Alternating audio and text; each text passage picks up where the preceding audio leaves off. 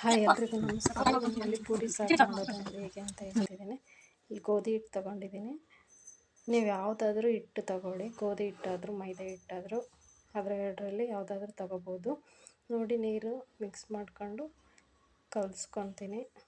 ಕಲಿಸ್ಕೊಂಡಿದ್ದೀನಿ. ಈಗ ಮೇಲೆ ಎಣ್ಣೆ ಹಾಕಿದ್ದೀನಿ. ನೋಡಿ, ಈ ಥರ ಚೆನ್ನಾಗಿ ಎಣ್ಣೆ ಹಾಕ್ಬಿಟ್ಟು ಈ ಥರ ಮಿದಿಯೋದ್ರಿಂದ ತುಂಬ ಚೆನ್ನಾಗಿ ಸಾಫ್ಟಾಗಿ ಬರುತ್ತೆ ಪೂರಿ. ನೋಡಿ, ಎಣ್ಣೆ ಹಾಕಿ ನಾನು ಇದ್ದೀತಾ ಇದ್ದೀನಿ.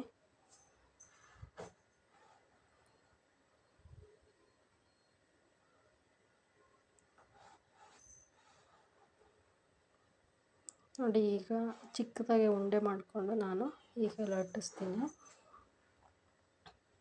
ನೋಡಿ, ನಿಮ್ಗೆ ಎಷ್ಟು ಬೇಕೋ ಅಷ್ಟು ಪೂರಿಗೆ ಸೈಜು ಮಾಡಿಕೊಳ್ಳಿ ನೀವು.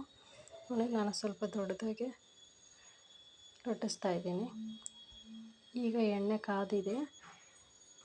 ಕಾದಿದ್ರಲ್ಲಿ ಹಾಕಿದ್ದೀನಿ ಪೂರಿ. ನೀವು ಎಣ್ಣೆ ಕಾದಿದ ನಂತರ ಸ್ವಲ್ಪ ಕಡಿಮೆ ಮಾಡ್ಕೋಬೇಕು.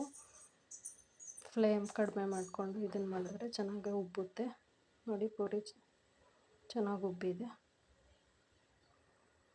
ಈ ಥರ ಸ್ವಲ್ಪ ಎಣ್ಣೆ ಜಾಸ್ತಿ ಹಾಕ್ಕೊಂಡು ಮಾಡಿ. ನಾನಿಲ್ಲಿ ಸ್ವಲ್ಪನೇ ಹಾಕ್ಕೊಂಡಿರೋದು.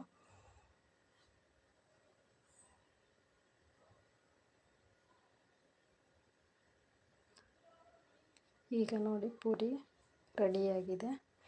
ಈಗ ನಾನು ಇಲ್ಲಿ ಸಾಗು ಮಾಡೋದು ಹೇಗೆ ಅಂತ ಹೇಳ್ತಾ ಇದ್ದೀನಿ. ಇಲ್ಲಿ ಬೀನ್ಸ್ ತೊಗೊಂಡಿದ್ದೀನಿ, ಸಣ್ಣದಾಗಿ ಕಟ್ ಮಾಡ್ತಾ ಇದ್ದೀನಿ ಬೀನ್ಸು. ಹಾಗೆ ಕ್ಯಾರೆಟು ಸಣ್ಣದಾಗಿ ಕಟ್ ಮಾಡ್ತಾ ಇದ್ದೀನಿ. ನಾವು ಸಾಗು ಮಾಡೋಕ್ಕೂ ಪಲ್ಯ ಮಾಡೋಕ್ಕೆಲ್ಲ ಚಿಕ್ಕದಾಗಿ ಕಟ್ ಮಾಡಿದ್ರೆ ತುಂಬ ಚೆನ್ನಾಗಿರುತ್ತೆ. ಹಾಗೆ ಆಲೂಗೆಡ್ಡೆ ಸಿಪ್ಪೆ ಇರುತ್ತಲ್ಲ ಅದನ್ನೆಲ್ಲ ತೆಗಿತಾ ಇದ್ದೀನಿ. ಪೀಲ್ ಮಾಡಿಬಿಟ್ಟು ಅದನ್ನು ಚಿಕ್ಕದಾಗಿ ಕಟ್ ಮಾಡ್ಕೊಂಡಿದ್ದೀನಿ. ಈ ಮೂರು ಕಾಂಬಿನೇಷನ್ ತುಂಬ ಚೆನ್ನಾಗಿರುತ್ತೆ ಸಾಗುಗೆ. ಹಾಗೆ ನೀವು ಹಸಿ ಬಟಾಣಿ ಬೇಕಾದರೂ ಹಾಕ್ಕೋಬೋದು, ತುಂಬ ಚೆನ್ನಾಗಿರುತ್ತೆ ಹಸಿ ಬಟಾಣಿ ಹಾಕಿದ್ರು ಸಾಗುಗೆ. ನೋಡಿ, ಆಲೂಗಡ್ಡೆ ಕಟ್ ಮಾಡಿದ್ಮೇಲೆ ಈರುಳ್ಳಿ ಒಗ್ಗರಣೆ ಕಟ್ ಮಾಡ್ತಾ ಇದ್ದೀನಿ. ಈಗ ಉದ್ದಕ್ಕೆ